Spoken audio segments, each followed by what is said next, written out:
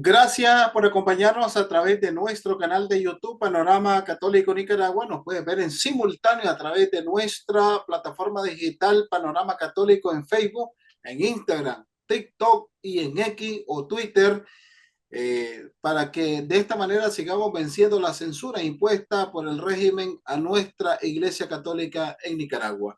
Les saludo a un servidor, Denis Alanís. El día de hoy tenemos de invitado en esta programación a una de las personas, eh, digamos, con un rostro muy conocido dentro de esta persecución religiosa y es el líder de los campesinos en Nicaragua, Medardo Mairena. Medardo, gracias por acompañarnos a través de Panorama Católico. Muchas gracias, Denny. Gracias por invitarme. Gracias por la oportunidad. También un saludo para la amable audiencia, ¿verdad? Este tan gustado programa. Medardo, la Iglesia Católica últimamente está siendo perseguida, ¿no? por el régimen sandinista y es un tema abordado no solamente por la oposición nicaragüense, sino por muchos grupos a nivel mundial. Me gustaría conocer, antes de entrar en materia, un poquito la historia de Medardo Mairena y del movimiento que representa Medardo Mairena, el movimiento campesino. ¿Cuándo nace? ¿Cómo se funda el movimiento campesino? ¿En qué momento y por qué se da el movimiento campesino? Muchas gracias, Denny. Nuevamente, efectivamente, el movimiento campesino nace en el 2013, cuando la dictadura sandinista hiciera la ley 840, ley de expropiación, con el ánimo de expropiar a los campesinos, a los productores, a los indígenas, ¿verdad? Con el cuento chino del canal interoceánico por Nicaragua. En ese momento es una ley de expropiación. Los campesinos, a pesar de que no estábamos involucrados en cuestiones políticas, no quiso organizarnos, porque como dijimos, se metieron con nuestro estómago, se metieron con los niños, con los ancianos, al final con todo un sector tan amplio como es el sector de la zona rural. Si ves en Nicaragua, el 42% somos del sector rural, ¿verdad? Eso no significa que el 42% sean movimientos campesinos, más sin embargo, aglutina la inmensa mayoría. Y esto quedó demostrado, ¿verdad? Cuando en algún momento, pues nosotros decidimos, ¿verdad?, salir a las calles. Pero el movimiento prácticamente se organizó con el ánimo de defender los derechos humanos, los derechos laborales, el derecho a la propiedad privada, el derecho de las comunidades, a los territorios indígenas, ¿verdad? También eh, en la defensa de los recursos naturales que estaban amenazados a ser expropiados. Como todos sabemos, ¿verdad? La ambición de poder, la ambición de dinero en la dictadura, pues lo ha llevado a cometer semejantes eh, atrocidades en contra de los sectores más vulnerados, como son los campesinos y los indígenas, que nos ha tocado ofrendar sangre, ¿verdad?, por defender nuestros derechos. En ese sentido, lo que nosotros hicimos fue organizarnos, ¿verdad? Y posteriormente hicimos una iniciativa ciudadana de ley, ¿verdad?, en busca de la derogación de la ley 840. A pesar de que la constitución política nos da la potestad que con 5.000 firmas nosotros podíamos presentar una iniciativa de ley, ¿verdad?, a la Asamblea Nacional, ya sea para derogar una ley que amenaza nuestros derechos, ¿verdad? O una iniciativa para algún proyecto. En todo caso, nosotros lo hicimos en busca de la derogación de la ley 840. En ese momento, con mucho sacrificio y esfuerzos, pudimos recopilar más de 28.000 firmas para buscar la derogación. Hicimos la iniciativa ciudadana de ley, se presentó a la Asamblea Nacional y como ya es del conocimiento de todos los nicaragüenses, desde en ese momento ya la Asamblea Nacional estaba secuestrada, la dictadura sandinista. Y la respuesta fue no al lugar a nuestra iniciativa y pasando por encima de nuestros derechos, de la constitución política. Posteriormente, ni siquiera se tomaron la molestia de decir, revisamos la iniciativa de ley por X o por Y, no, no pasa, eso simple y sencillamente no ha lugar, porque aquí el que manda es el que se siente poderoso en Nicaragua o dueño de Nicaragua. Y obviamente la Asamblea, pues lo que defendía son los intereses políticos y económicos de la dictadura.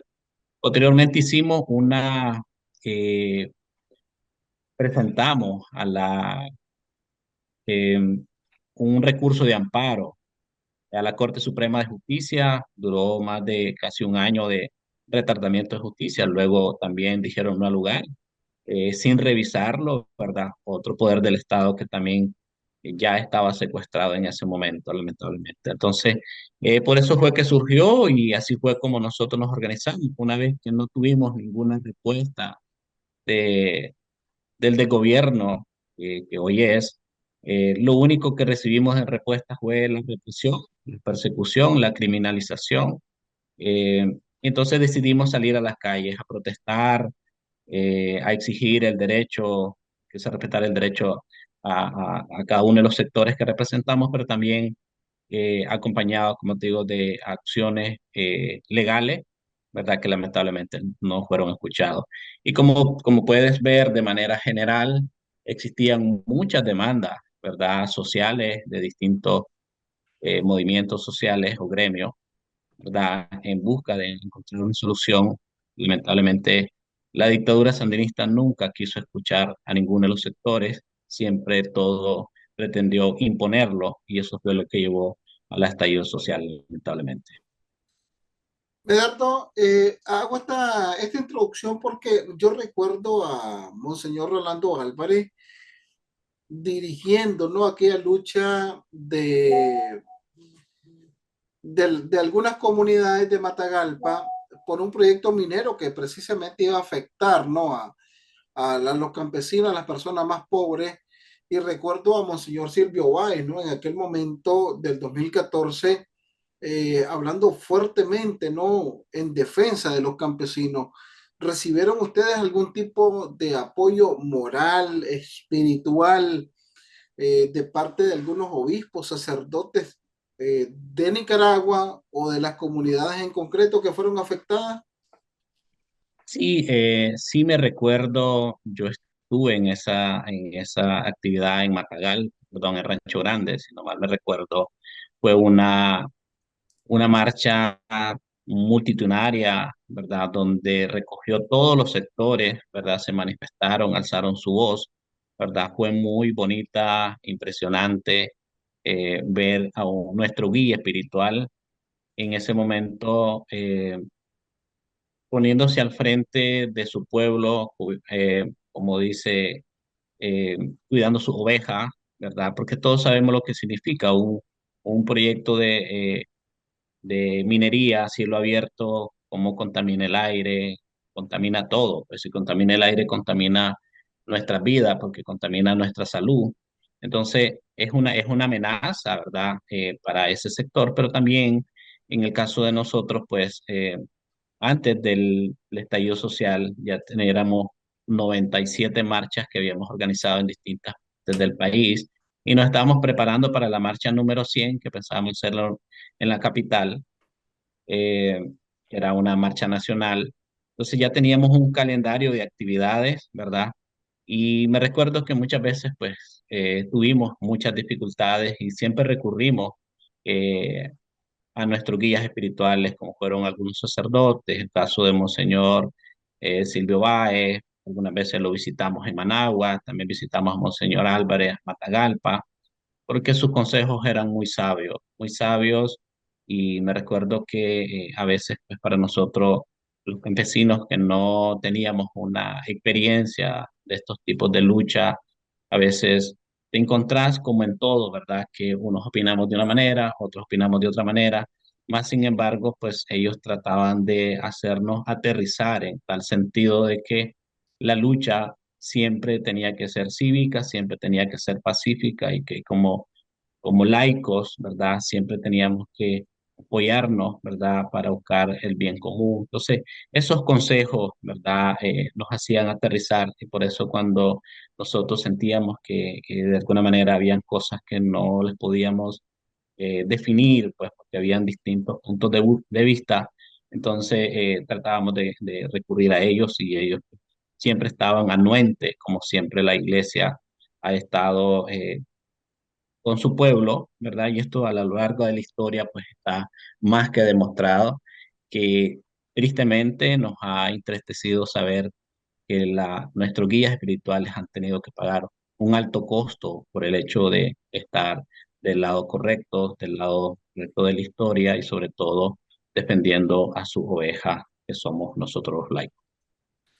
Eduardo, ya para el año 2018, como bien nos decía, el movimiento campesino no ha recorrido un año, sino prácticamente 6 años de lucha anticanal, de lucha por sus derechos.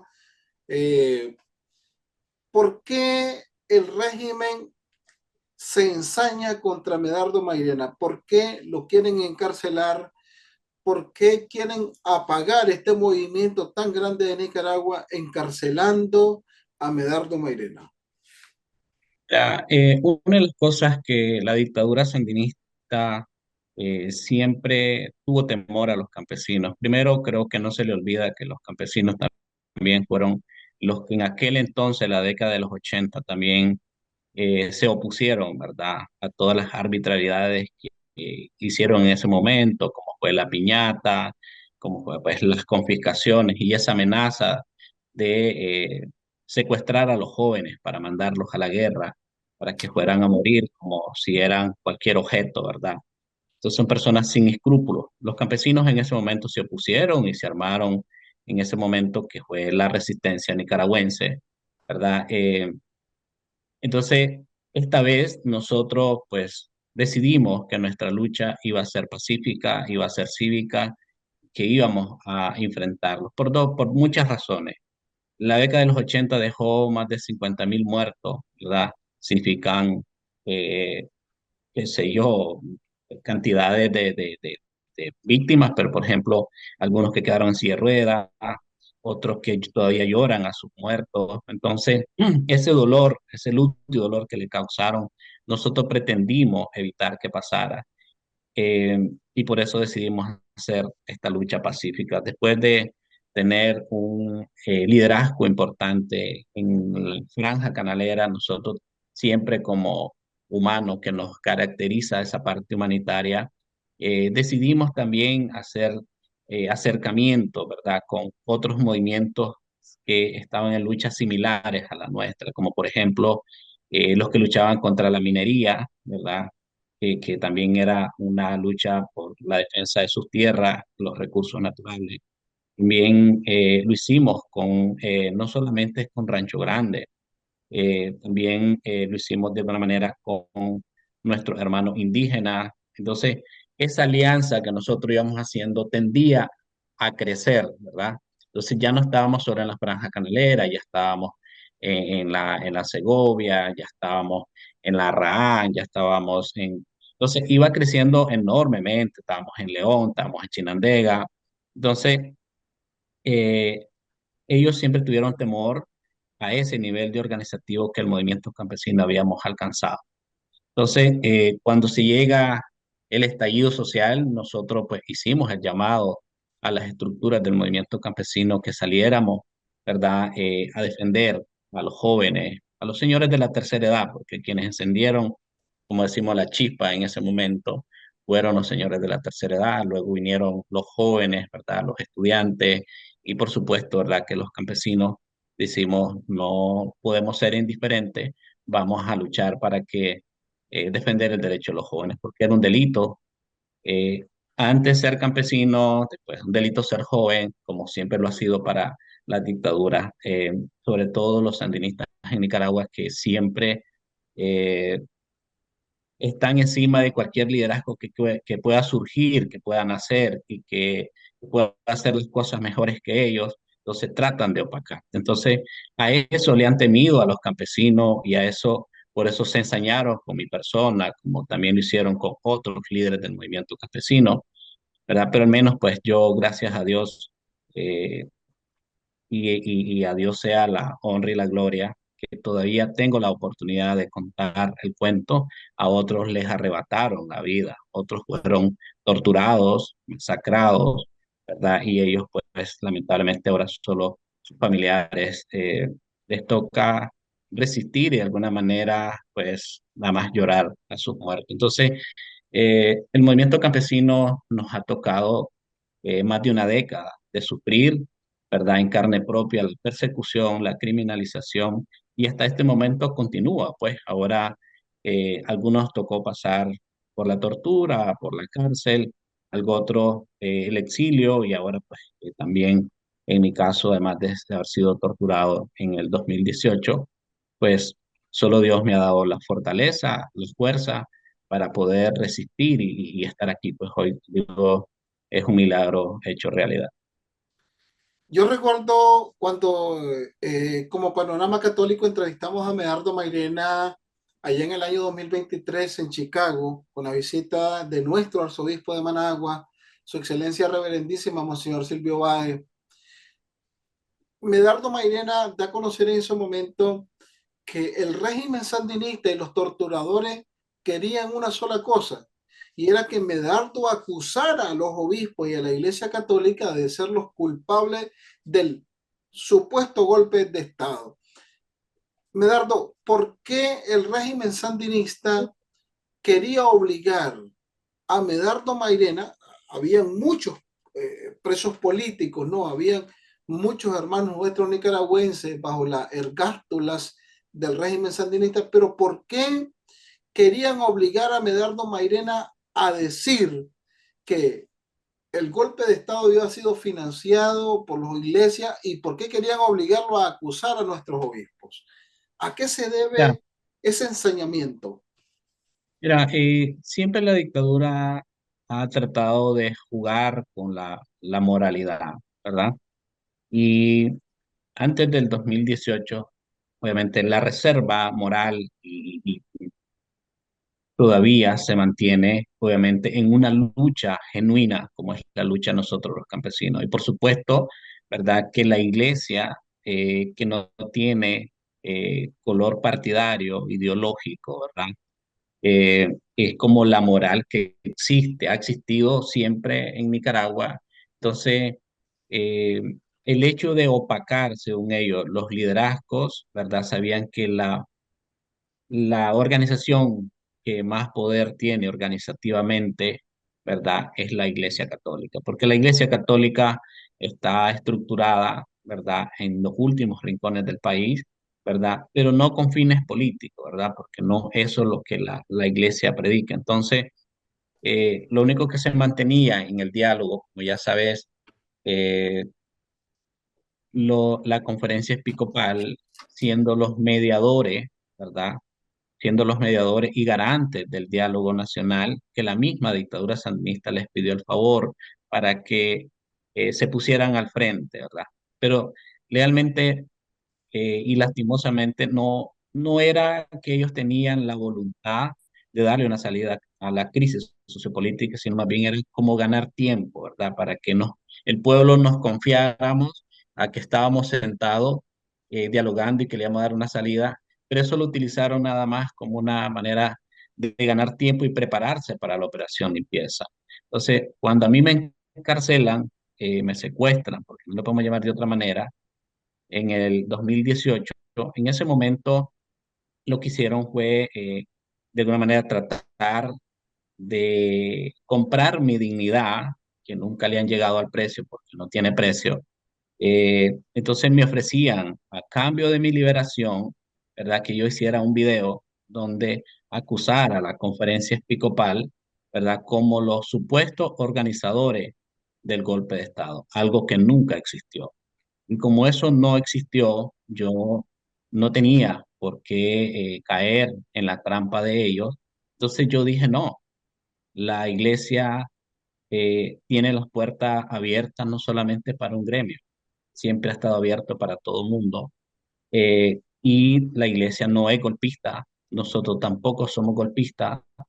Entonces, el hecho de haberme negado, ¿verdad?, hacer las falsas acusaciones fue cuando empezaron con las torturas. Me recuerdo que me sacaron como a eso del 11 de la noche en el Chipote Viejo y en ese momento me dijeron, bueno, tenés dos opciones, ¿verdad? O aceptás la negociación y tu liberación o de lo contrario, pues te la vas a ver muy difícil con nosotros. Entonces yo dije que yo, porque me decían, ¿cuántos políticos han negociado con el gobierno, decían ellos, o con el buen gobierno, y los han sacado de la pobreza? Yo creo que esta es tu oportunidad. Entonces yo dije, pues yo lo único que le respondí, yo no me metí a esto por dinero, yo no me metí a esto porque quisiera tener un cargo, porque no era eso lo que buscábamos. Simple y sencillamente lo que buscábamos era justicia, que nos dejaran trabajar nuestras tierras, porque éramos felices con nuestras tierras, con nuestra familia y donde nuestros padres nos enseñaron a trabajar, donde nos enseñaron principios y valores. Y es lo que nosotros tradicionalmente pretendíamos o pretendemos con nuestras familias, con las nuevas generaciones. Y responsablemente, pues nosotros que nuestra mayor intención es de darle un ambiente tranquilo, ¿verdad? A la nueva generación. Entonces empezaron las torturas. Me recuerdo que me sacaron esposado con la llave con la parte de atrás, mis manos, y no podía ni siquiera levantar la cabeza. Me llevaron a un lugar oscuro, me sentaron en un asiento y ahí fue cuando me dieron una patada en la boca, el estómago. Yo caí en el suelo de la patada, del impacto de la patada, y ya estando en el suelo fue cuando me agarraron una patada, a golpes, a puñetazos. Posteriormente vinieron y me dieron con la palma de esta parte de la mano en mi cabeza, en contorno de mi cabeza.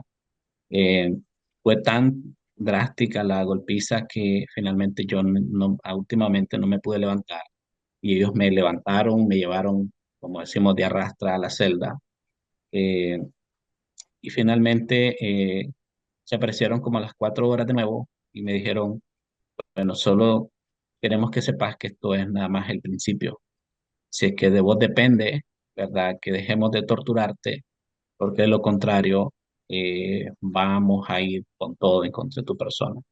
Entonces, yo lo único que hice nada más, como siempre, apegarme a la fe, a orar mucho, pidiéndole a Dios que me diera la fortaleza para resistir y que protegiera también a mi familia, porque era una de las cosas que más ellos amenazaban. En horas de la madrugada me volvieron a sacar y, y en ese momento me recuerdo que llegó un comisionado y me dijo, ¿cómo estás? Entonces yo le dije, La pregunta está de más, la pregunta es, ¿cómo me tienen? Entonces me dijo, bueno, me dice, vos te lo has buscado, me dice, porque tenés la oportunidad de negociar y no has querido. Me dice. Entonces le digo yo, pero ¿por qué yo tengo que negociar algo que no existe? Le digo. Entonces, en ese momento sacó una hoja de papel, me acuerdo, y tenía los nombres de mis hijos, de mi familia, y me dijeron, bueno, ahora queremos que sepas de que tenés la opción de evitar de que le pase algo a tu familia. Tienes la opción de evitar de que te sigamos torturando, de que haces la libertad. Eh, Me ofrecieron que pidiera si quería un ministerio, si quería cualquier trabajo que yo quisiera donde yo ganara bien, que me iban a dar casa, que me iban a dar vehículos. Me hicieron un montón de propuestas, o si quería una embajada. Y yo dije que no, pues que yo ni siquiera estaba interesado en ninguno de esos puestos, mucho menos de la manera que ellos lo estaban ofreciendo. Entonces, me dijeron, bueno, como tú no aceptas, entonces vamos a encontrar la manera que aceptes. Y ahí me dijeron, te vamos a traer un video donde le cortaremos dedo por dedo, pieza por pieza de tu cuerpo de tu bebé que solo tenía 3 años en ese momento. Eso fue para mí la tortura más grande que pude haber recibido, porque yo lo único que me acuerdo que le dije, sos el cobarde más grande que conozco. Y, y entonces me dice, bueno, me dice, queda en tus manos, me dice, así es que vos mandás, y me agarró el papel y me lo estrelló así en la cara, pero me dio un palmazo así en la cara, a ambos lados. Yo estaba esposado. Y entonces vino y me dijo, queda en tus manos, me dice, así es que yo regreso por la respuesta. Me volvieron a llevar a la celda y después siguieron insistiendo, pues finalmente me acuerdo que dijeron que pidiera lo que quisiera, que si con quién yo me sentía cómodo hablar, o sea, pero siempre más que todo estaba enfocado en que eh, de convencerme para que yo pudiera negociar mi liberación. Entonces, el primero que yo dije, no tengo por qué sentirme preso, no he cometido delito. Y segundo, mi conciencia está tranquila. Si me metí a esto es porque creo que es una causa muy justa, porque hay un pueblo sufrido que lamentablemente son los sectores que han sido totalmente abandonados como puedes imaginarte, en las comunidades. eh, es una de las cosas que siempre a mí me duele muchísimo saber lo difícil que es cuando no tenés internet, cuando no hay un organismo defensor de derechos humanos, cuando no tenés dónde quejarte, siempre prevalece la ley del más fuerte y sobre todo, pues ya sabes quiénes son los que son acuerpados en este momento por las supuestas autoridades. Obviamente, eh, si un comisionado de la policía o del ejército de alto mando decide tomarse tu propiedad, te inventa cualquier delito, te mete preso y luego se hacen dueños de las propiedades.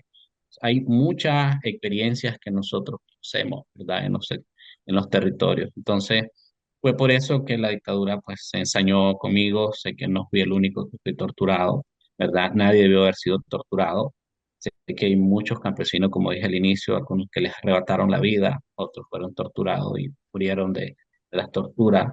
¿Verdad? En mi caso, pues gracias a Dios, aquí estoy todavía contando eh, la historia, pero sobre todo creo que yo he contado estas cosas porque al final creo que es importante que el pueblo de Nicaragua sepa la realidad de lo que son capaces las dictaduras y que por supuesto en un día van a caer y las democracias se deben de cuidar. Y esto es muy importante para este pueblo, que también sepa que a pesar de que a estas alturas se ve como si no hubiera ya oportunidad, decirles que sigamos resistiendo porque al final, si yo he pasado por esto, ¿verdad? Yo no quisiera que la nueva generación pase por lo que a mí me han hecho y sobre todo, pues que creo que al final Dios tiene un propósito para cada uno y sobre todo que, como hemos dicho aquel dicho, nadie va a ser eterno, no hay cuerpo que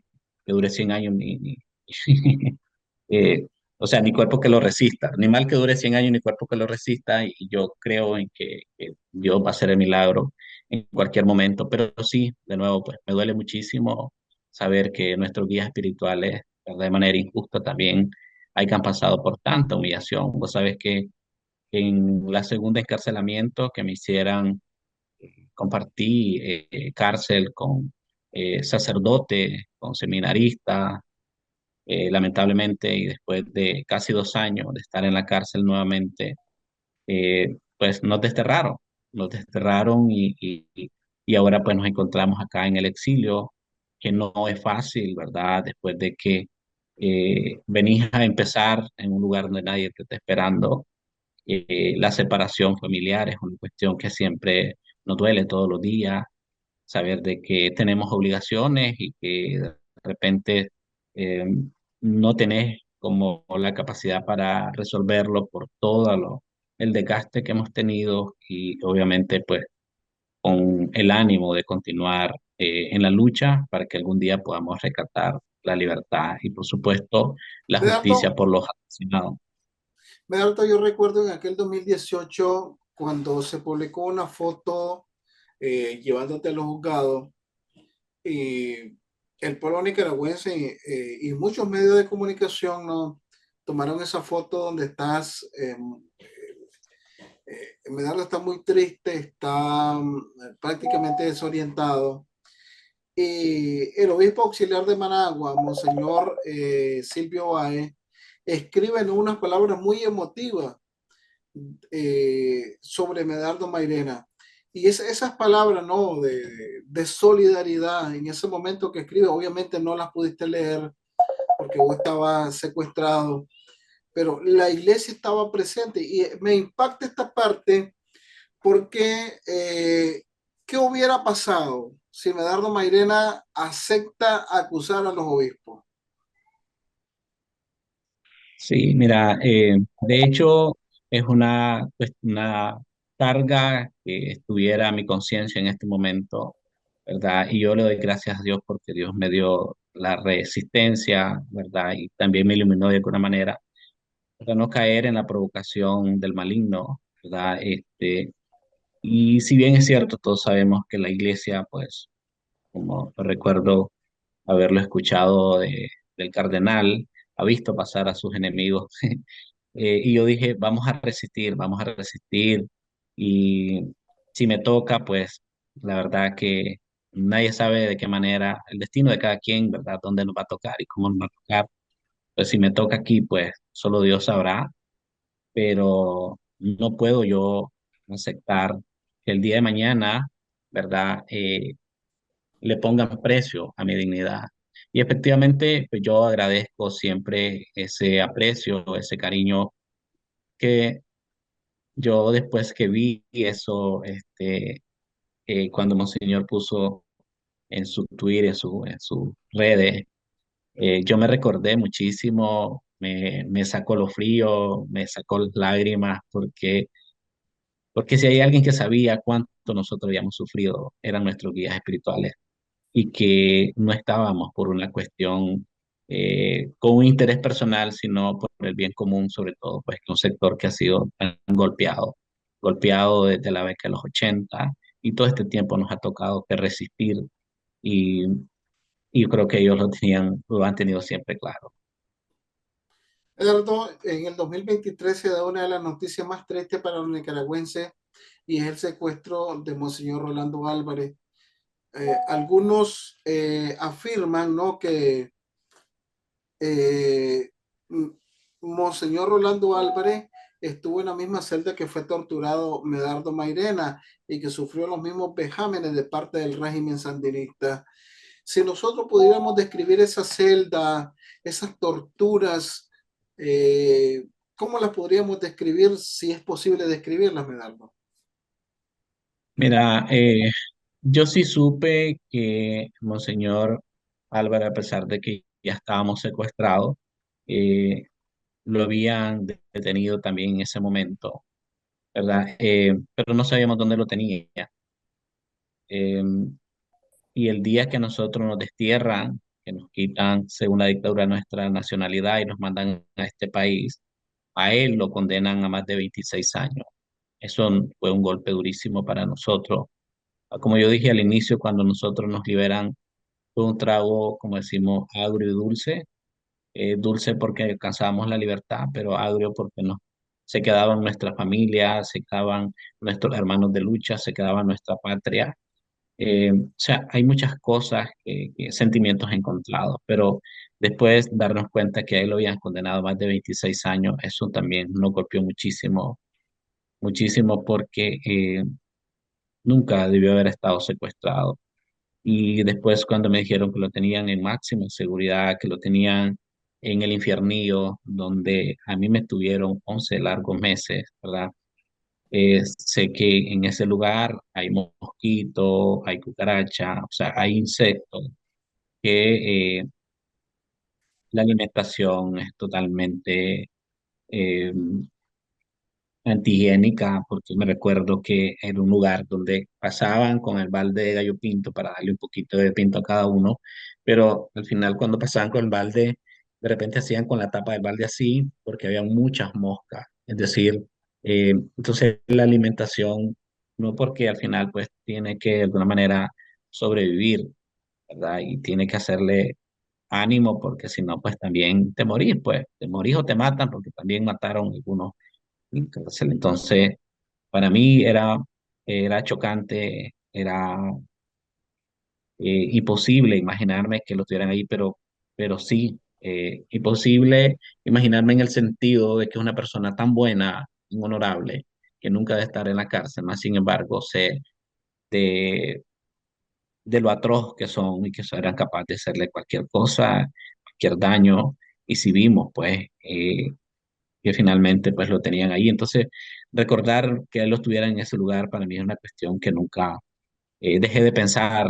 Siempre oramos a Dios, ¿verdad? Para que le diera sobre todo esa humildad que a él le caracteriza, pero también la fortaleza para resistir, porque no es fácil estar en un lugar donde es oscuro, donde no sabes nada de lo que está pasando fuera, donde sabes que todos los días, en cualquier momento, le pueden hacer daño a tu familia porque son malos y son asesinos y son capaces de cualquier cosa. Entonces, la mayor tortura de una persona en un lugar de eso es estar pensando en sus familiares, estar pensando en los cercanos a tu persona que sabes de que también son perseguidos y por supuesto, pues que uno no desea que le pase a nadie de su familia, a nadie que no haya cometido un delito, lo que nosotros nos hicieron. Entonces, fue bien difícil poder asimilar, creo que cuando a él lo liberaron, pues, obviamente Nicaragua entero, pues también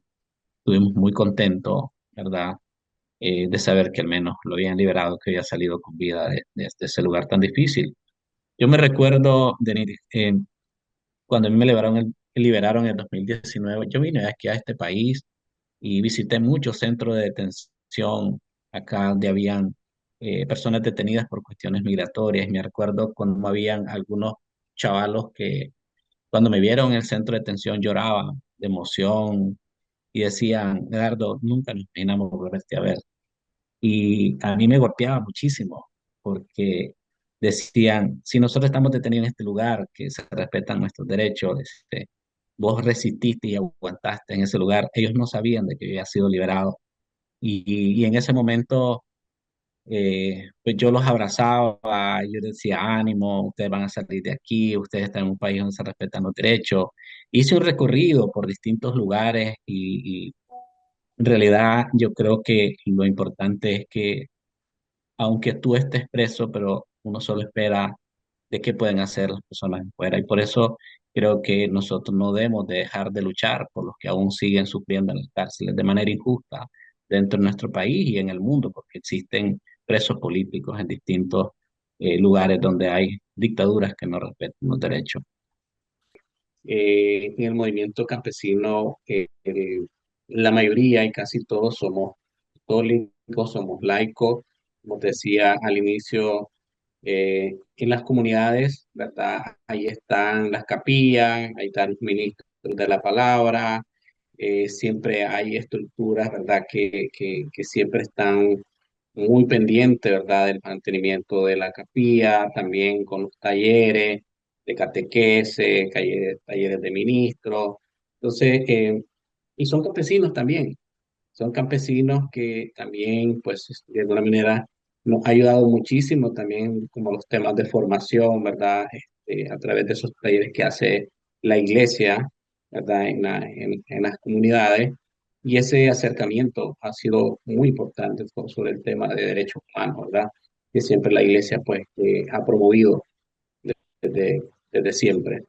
Entonces, esa relación para nosotros es muy importante, pero también eh, eso nos ha permitido, de alguna manera, mantener nuestra fe, mantener esa relación con la iglesia, esa relación con nuestros guías espirituales, como son los sacerdotes, los obispos, y pues gracias a Dios, pues hasta el momento es lo que nos mantiene vivos, es lo que nos mantiene con fortaleza, porque la fe y la esperanza siempre es lo que a nosotros nos hace fuerte para que podamos seguir resistiendo.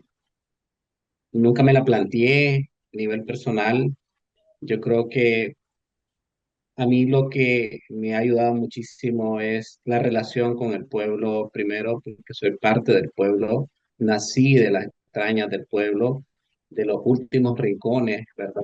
De las montañas también en nuestro país. Y nunca fue mi intención entrar en temas políticos, porque el movimiento campesino se organizó para el tema de derechos humanos, como ya te explicaba. Más sin embargo, el contexto político del país lamentablemente nos fue empujando a tener que de alguna manera involucrarnos en cuestiones políticas.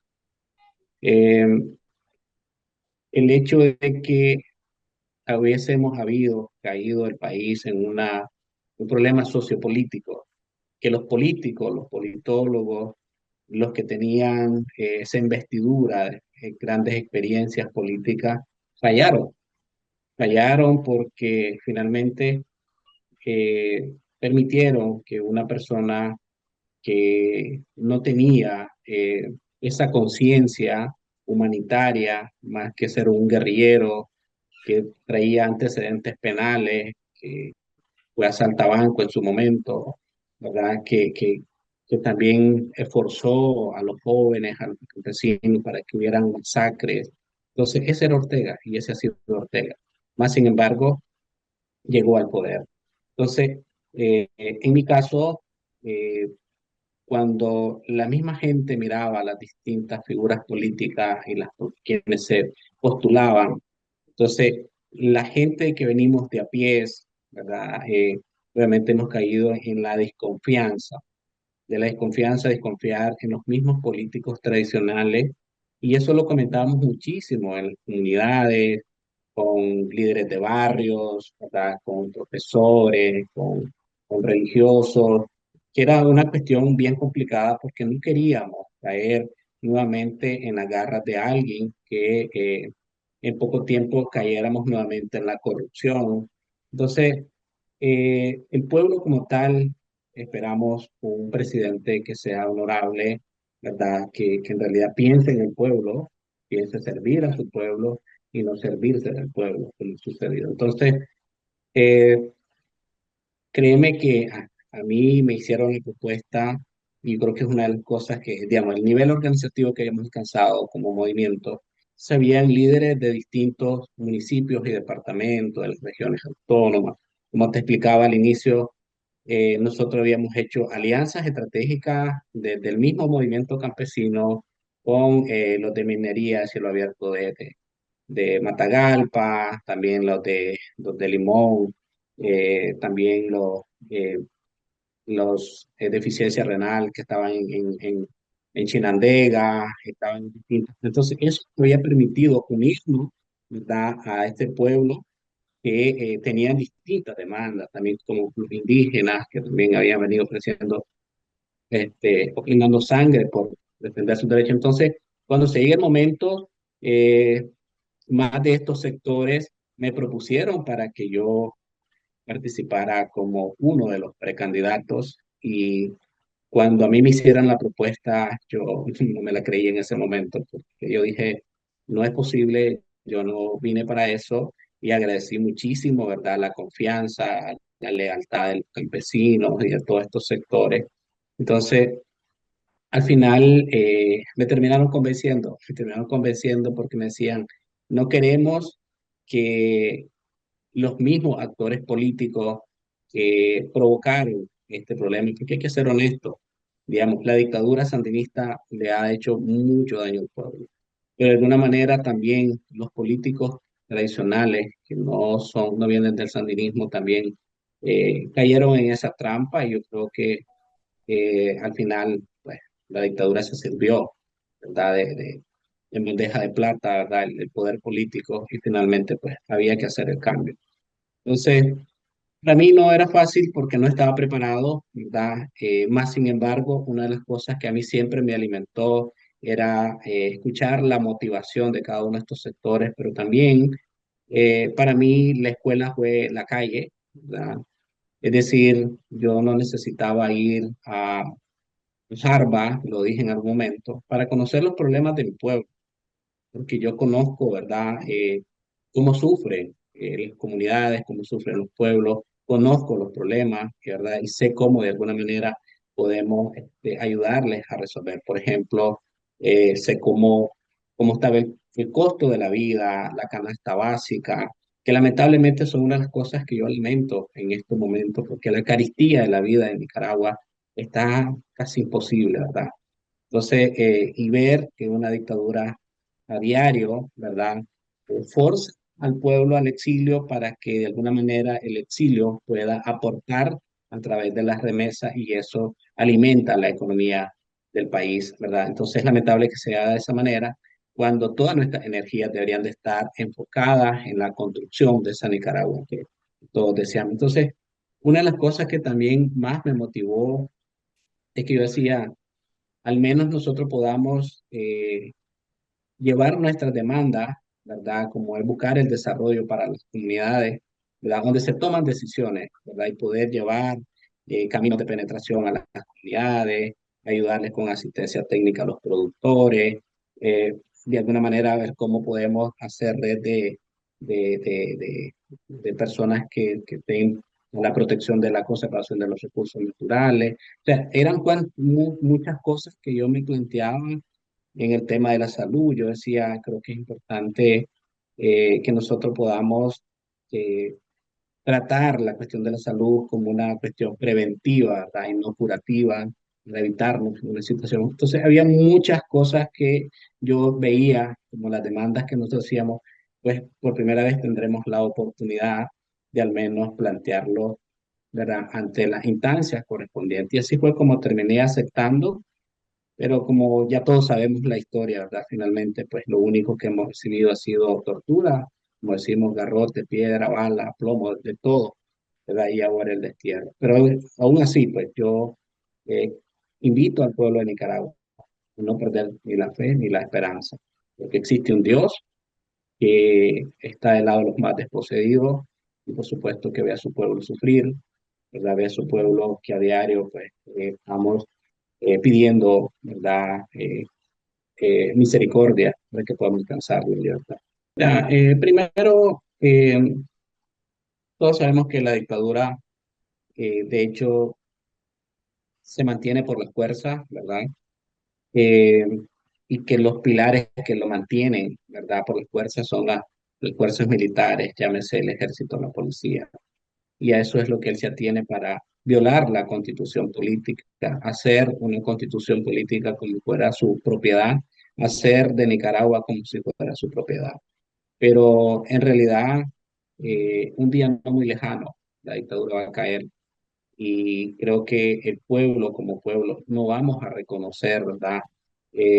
Una nueva constitución política, porque existe una constitución política que le da derecho a cada uno de los ciudadanos nicaragüenses y es lo que nos da la potestad que nosotros pudiésemos, ¿verdad? Alzar nuestras voces. Mas, sin embargo, con la reforma, pues como ya decías, la hizo a la medida para mantenerse, ¿verdad? En el poder, internado totalmente, más sin embargo, eso quedará en papeles.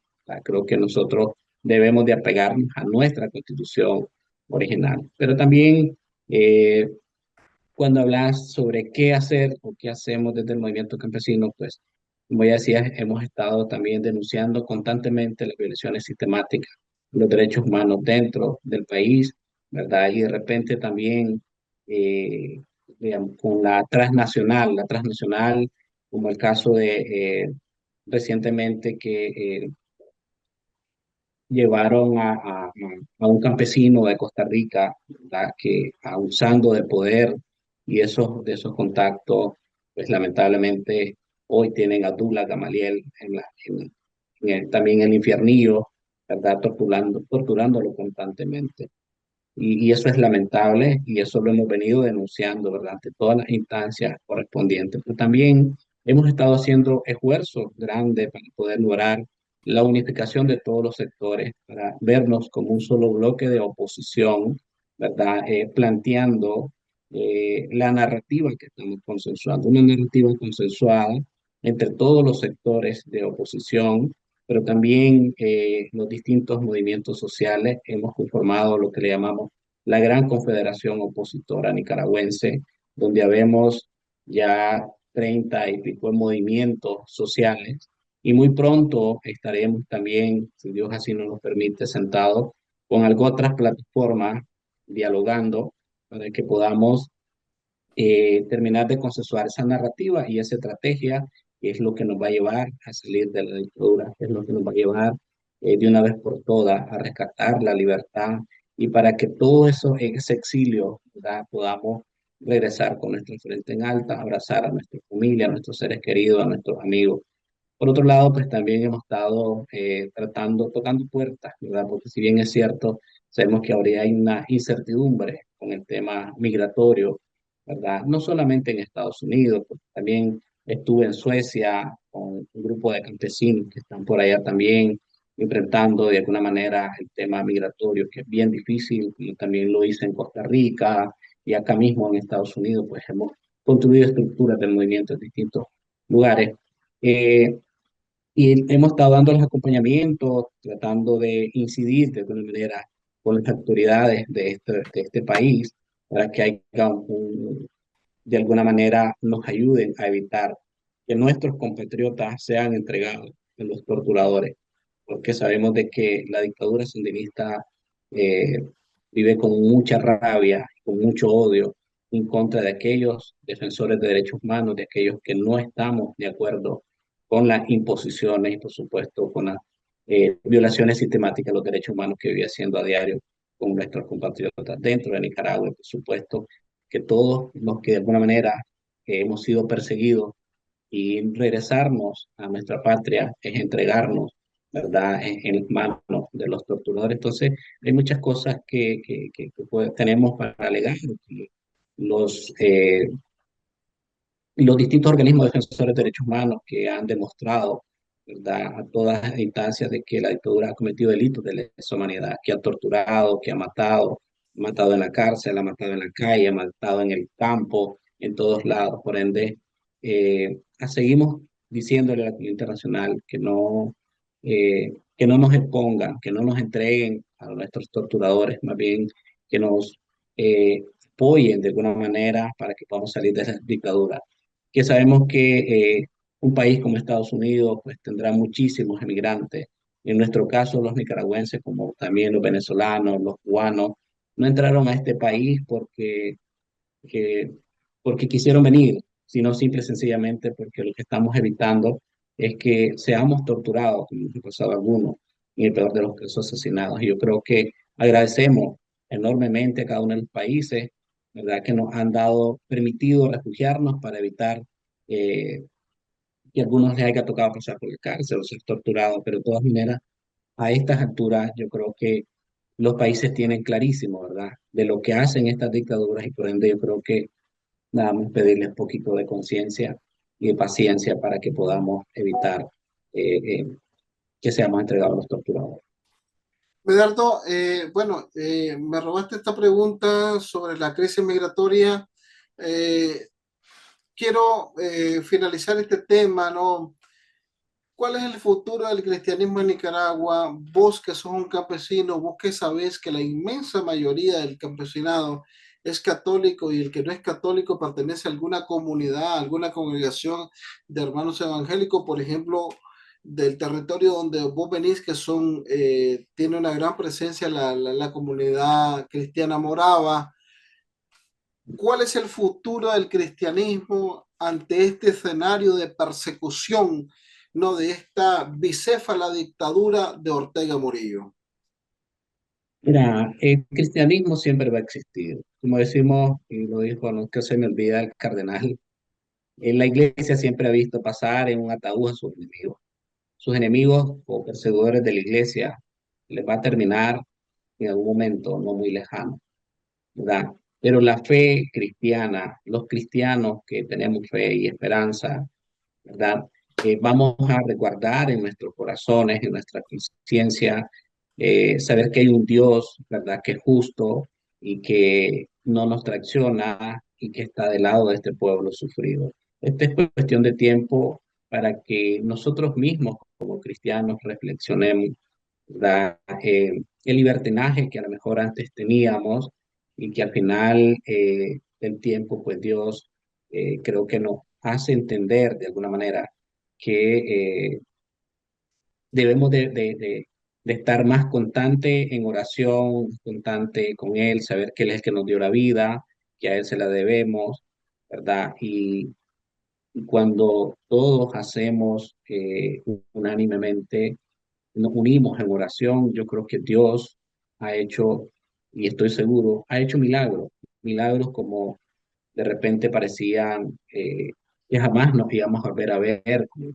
hermanos campesinos, con muchos ciudadanos nicaragüenses. Y aquí estamos porque Dios ha hecho milagro protegiéndonos, ha hecho milagro dándonos la fortaleza, ha hecho milagro liberándonos de la cárcel, a otros poderles haber permitido la oportunidad que salieran del país sin que pasaran por la tortura o por la cárcel. Así que Dios siempre nos ha protegido y hemos estado en momentos difíciles, y la iglesia como tal siempre estuvo ahí. Muchas veces se pusieron, nunca se me olvida, las religiosas que de alguna manera lo veíamos hincadas de rodillas, orando, ¿verdad? En los momentos donde había balaceras que hacían estos criminales. Los sacerdotes salieron en muchos momentos, los obispos salieron en muchos momentos, ¿verdad? Cuando estaban disparando. Y Dios los protegió. Me recuerdo el atentado que le hicieron a un señor Bae en Carazo, que gracias a Dios, pues Dios lo protegió, ¿verdad? Pero asimismo también cuántas cosas han intentado en contra de ellos, pero Dios los ha protegido. Así que así como a ellos los ha protegido, pues también cada uno de los cristianos, pues también debemos de tener la fe, la esperanza, la convicción que Dios está con nosotros y que siempre nos da ese consuelo, nos da esa esperanza, esa fortaleza y por supuesto de que eh, la fe siempre va a prevalecer, la iglesia siempre va a prevalecer y qué bonito va a ser el día cuando regresemos a nuestro país a celebrar en grande.